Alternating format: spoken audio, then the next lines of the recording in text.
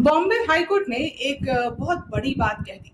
Bombay high court ने एक अहम फैसले में कहा कि अगर पीएम केयर फंड से गुजरात की किसी कंपनी द्वारा आपूर्ति किए गए किसी भी खराब वेंटिलेटर की वजह से कोविड-19 मरीजों की मौत होती है तो इसके लिए केंद्र की जिम्मेदारी मानी जाएगी। कोर्ट ने बुधवार को कहा कि अगर केंद्र महाराष्ट्र को भेजे गए वेंटिलेटर में से कोई भी वेंटिलेटर खराब निकलता है तो उसे बदला जाना चाहिए और इसकी जिम्मेदारी जो है वो केंद्र की होनी चाहिए। बॉम्बे हाई कोर्ट की औरंगाबाद पीठ कोविड-19 महामारी से संबंधित उन याचिकाओं पर सुनवाई कर रही थी जिसमें बताया गया था कि कई अस्पतालों को पीएम केयर फंड के तहत केंद्र से जो वेंटिलेटर मिले हैं 150 वेंटिलेटर, उसमें से 113 वेंटिलेटर खराब निकले। इसी पर सुनवाई हो रही थी तो अदालत ने कहा कि इन्हें बदलकर सही वेंटिलेटर स्थापित करना केंद्र की जिम्मेदारी है। तो ये बात एक बहुत ही अहम बात, ये तो कोर्ट की तरफ से, अदालत की तरफ से जो हम सबको पता चली, लेकिन अंदर की बात क्या है इसी पर पड़ताल करेंगे आज। आखिर वो वेंटिलेटर्स खराब क्यों निकले? पीएम केयर फंड के तहत जो पैसे यूज हुए उससे वेंटिलेटर जो खरीदे गए वो खराब निकल गए। 150 में से 113 वेंटिलेटर खराब निकले, उस पर सुनवाई हो रही थी, अदालत ने कहा। तो इसी पर पड़ताल करेंगे। नमस्कार, आप देख रहे हैं नेशनल खबर, मैं हूं श्वेता रंजन। तो चलिए, आप सबको पता है कि देश में जब से कोरोना महामारी का ये दौर जो है शुरू हुआ है तब से महाराष्ट्र में आप देखिए कोरोना काल बनकर आया है। सबसे अधिक मार जो है वो महाराष्ट्र पर पड़ी। जब पूरा प्रदेश जिंदगी और मौत के बीच झूल रहा था तब अप्रैल महीने के तीसरे हफ्ते में औरंगाबाद के गवर्नमेंट मेडिकल कॉलेज और हॉस्पिटल में 150 वेंटिलेटर जो है वो भेजे गए थे। अप्रैल महीने की मैं बात कर रही हूँ। 150 वेंटिलेटर केंद्र सरकार ने महाराष्ट्र सरकार के पास भेजे, जबकि प्रदेश की हालत जो थी वो पस्त हो चुकी थी, हर तरफ त्राहिमाम का माहौल था। ऐसी स्थिति में जब ये 150 वेंटिलेटर अस्पताल तक पहुंचे तो अस्पताल ने, जो मराठवाड़ा रीजन है, उसमें ये 150 वेंटिलेटर्स को डिस्ट्रीब्यूट किया, अलग अलग अस्पतालों में दिया, प्राइवेट अस्पताल में दिया। लेकिन कुछ ही दिनों बाद वो वेंटिलेटर जो है हर जगह से वापस आ गए, यानी लौटा दिए गए, क्योंकि वो वेंटिलेटर काम नहीं कर रहे थे। अब 8 डॉक्टरों की एक टीम भी बैठी जिसने रिपोर्ट बनाई, और रिपोर्ट में कौन कौन थे? जो क्रिटिकल केयर ट्रीटमेंट में जो डॉक्टर्स स्पेशलाइज करते हैं, वो सब डॉक्टर्स ने मिलकर एक रिपोर्ट तैयार की, 8 डॉक्टरों की टीम ने। और वो शिकायत कर रहे थे कि जैसे ही वेंटिलेटर को ऑन किया जाता है तो पेशेंट को ब्रेथलेसनेस होने लगती है और कई तरह की और भी सिम्टम्स जो है कोरोना रिलेटेड वो बढ़ जाती है और पेशेंट जो है वो बेचैन हो जाता है जब भी इन वेंटिलेटर्स को चलाया जाता है। यानी केंद्र सरकार ने जो वेंटिलेटर्स भेजे उसका उपयोग देखिए, जैसे ही वो मरीजों के ऊपर चलाया जाता है, बटन ऑन करते ही मरीज जो है वो बेहाल होने लगता है। अब आपको ये समझ लेना होगा कि ये वेंटिलेटर्स जो है वो कब ऑर्डर किए गए, किसको ऑर्डर किए गए, ये सब समझने की बात है। तो आपको बताना चाहूंगी कि ज्योति सीएनसी, वो कंपनी जिसने इस वेंटिलेटर को बनाया था, वो सर्विस भी कर गए। उनको कंप्लेन किया गया, जब शिकायत की गई तो वो आके सर्विस भी कर गए 14 मई को। लेकिन बॉम्बे हाई कोर्ट के 28 मई के ऑर्डर, जो कि डॉक्टर की रिपोर्ट पर आधारित थी, उसमें अदालत ने कहा कि अगले दिन उसमें अस्पताल ने बताया कि मरीजों को सांस लेने में फिर से दिक्कत हो रही थी और वो फिर से रेस्टलेस हो गए थे। यानी सर्विस देने के बाद भी, ज्योति सीएनसी कंपनी से ली गई वेंटिलेटर्स को सर्विस कराने के बाद भी परेशानी जो है वो बरकरार रही। तो फिलहाल 117 वेंटिलेटर्स, जो कि 150 जब मिले थे उसमें से 117 जो थे वो खोले गए थे, सब के सब बेकार पड़े हैं। औरंगाबाद गवर्नमेंट मेडिकल कॉलेज और हॉस्पिटल के अथॉरिटीज ने बॉम्बे हाई कोर्ट से कहा कि बाकी के 33 जो वेंटिलेटर्स बच गए थे 150 में से, उनको खोलने का कोई मतलब ही नहीं निकलता था। जब वेंटिलेटर चल ही नहीं रहा, 117 खोले गए और वो चल नहीं रहे, तो बाकी को खोलकर क्या करते? जाहिर सी बात है। तो मैं आपको यहाँ पे बताना चाहूंगी, स्क्रॉल की एक रिपोर्ट के अनुसार डॉक्टर शिवाजी बालाभाऊ, जो कि डीन ऑफ सुकेश वमी रामानंद तीर्थ रूरल मेडिकल कॉलेज है बीड डिस्ट्रिक्ट में, उनके पास 25 वेंटिलेटर जो है औरंगाबाद जिले में उनके पास पहुंचा। और जैसे ही वो वेंटिलेटर उनके पास पहुंचा, उन्होंने उपयोग शुरू किया तो उन्होंने कहा है कि मरीज जो है उनका FiO2 जो ऑक्सीजन लेवल है वो और भी ड्रॉप करने लगा और पेशेंट जो है वो मौत के करीब पहुंच गए। तो ऐसा अस्पताल वालों का कहना है। तो अब सवाल ये उठता है कि पिछले साल मार्च और अप्रैल के महीने में केंद्र सरकार ने 2,350 करोड़ के 60,000 वेंटिलेटर्स ऑर्डर किए थे। आपको मैं बताना चाहूंगी, जबकि कोरोना शुरू हुआ था, 2020 की मैं बात कर रही हूं, तब ये 2,350 वेंटिलेटर्स ऑर्डर किए गए थे मार्च अप्रैल के महीने में। इसमें से 50,000 वेंटिलेटर जिनकी कीमत 2,000 करोड़ रुपए की थी, उसको पीएम केयर फंड से खरीदा गया था। 2,000 करोड़ रुपए की पीएम केयर फंड से 50,000 वेंटिलेटर का ऑर्डर जो है दिया गया। हालांकि केंद्र सरकार ये कहती है कि अस्पतालों को बहुत फायदा पहुंचा है, लेकिन राज्यों से जो तस्वीरें निकलकर सामने आ रही है वो कुछ और कहानी कहती हैं। उपलब्ध होने का मतलब, वेंटिलेटर उपलब्ध करा देने का मतलब ये नहीं हो जाता कि वो उपयोगी हो गया है, क्योंकि जिस हालत में वेंटिलेटर्स अस्पतालों में हैं, कई तो खोले नहीं गए हैं और जो खुले हैं उससे मरीजों की मौत हो रही है। तो इससे जो तस्वीरें निकलकर सामने आ रही, ये तस्वीरें सिर्फ महाराष्ट्र में नहीं, बल्कि आप देखिए पंजाब, राजस्थान, झारखंड, छत्तीसगढ़, ये सब जगह जो ये वेंटिलेटर्स है ये कबाड़ ही माने जा रहे हैं। तो अब आप बोलेंगे कि ये जो राज्य है वहां पर तो सरकार विपक्ष की है, इसलिए वहां पर वेंटिलेटर्स काम नहीं कर रहे हैं, वहां से शिकायतें आ रही हैं। तो ऐसा नहीं है। जब पड़ताल की गई तो पता चला है कि बाकी के कई राज्यों में भी, यूपी ले लीजिए, गोवा ले लीजिए, हालत लगभग यही है। वेंटिलेटर्स काम नहीं कर रहे हैं, लेकिन विपक्ष की जहां सरकारें हैं वो बोल रही हैं, और जहां पर विपक्ष की सरकार नहीं है, केंद्र भाजपा की सरकार है, वहां से आवाज, जाहिर सी बात है, उठाना मना है। कोई आवाज वहां से चूक भी नहीं कर सकती।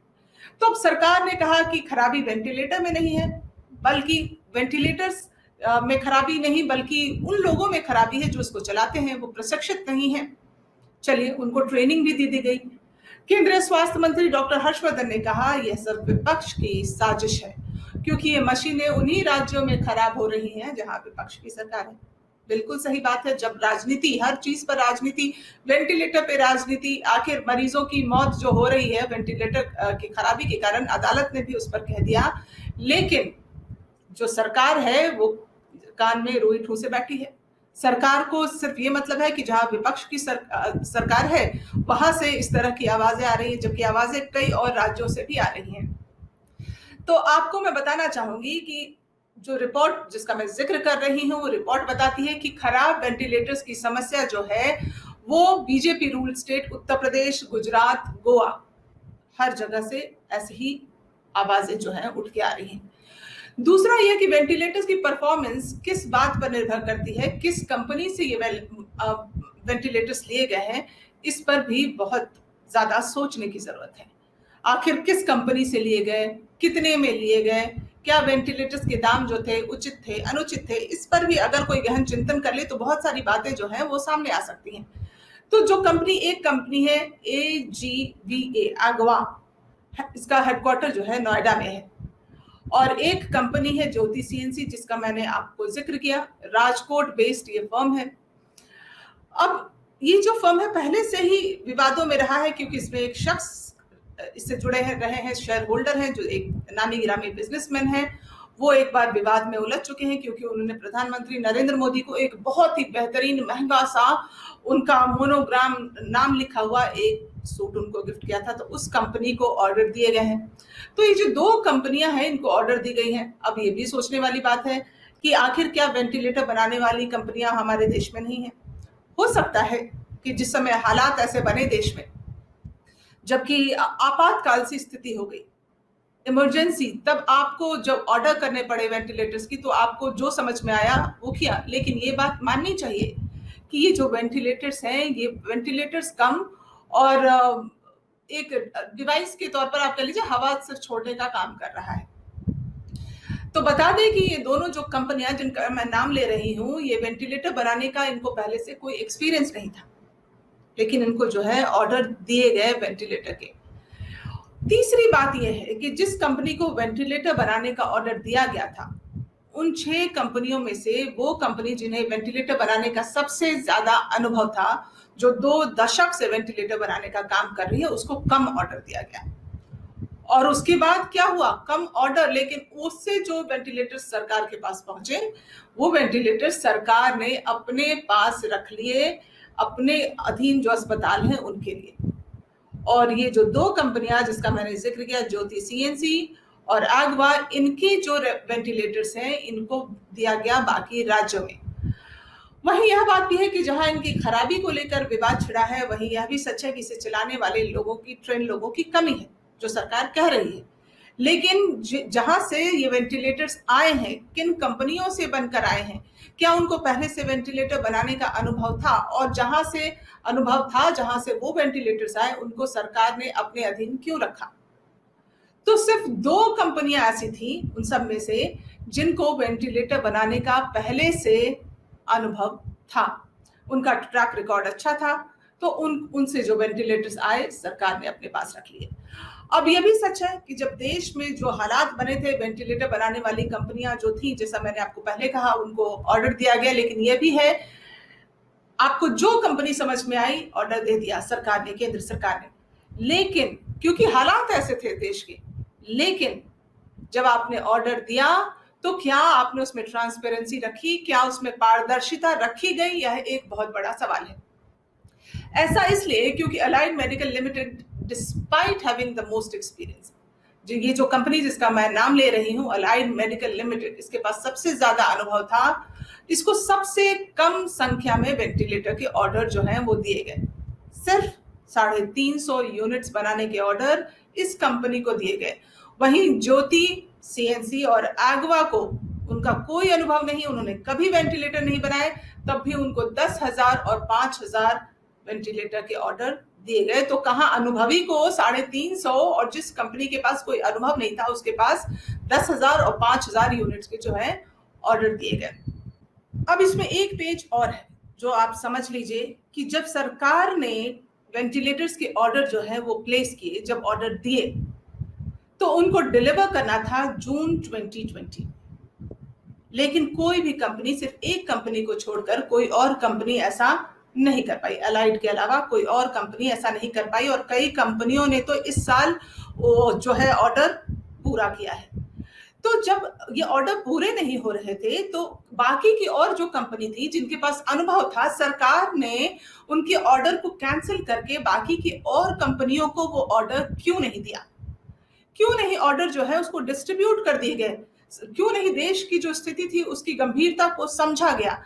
क्यों जो भारत सरकार है वो वेट कर रही थी कि जब दूसरी जिन कंपनियों को ऑर्डर दिया गया है, चाहे अनुभव हो या ना हो, उन्हीं से मिले, चाहे 1 साल की देरी से मिले। तो आखिर ऐसा क्यों सरकार कर रही थी? इस पर एक बहुत बड़ा सवाल उठता है।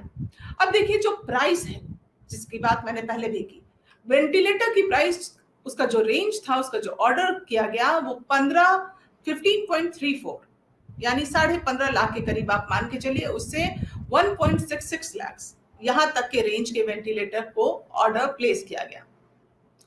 अब जो लेटर जो स्टेट गवर्नमेंट को सरकार ने भेजा, उसमें यूनियन मिनिस्ट्री ने नाम और contact details of the manufacturers उसमें लिखा कि ये कंपनी है, इसके द्वारा सरकारों को ये वेंटिलेटर्स पहुंचाए जा रहे हैं।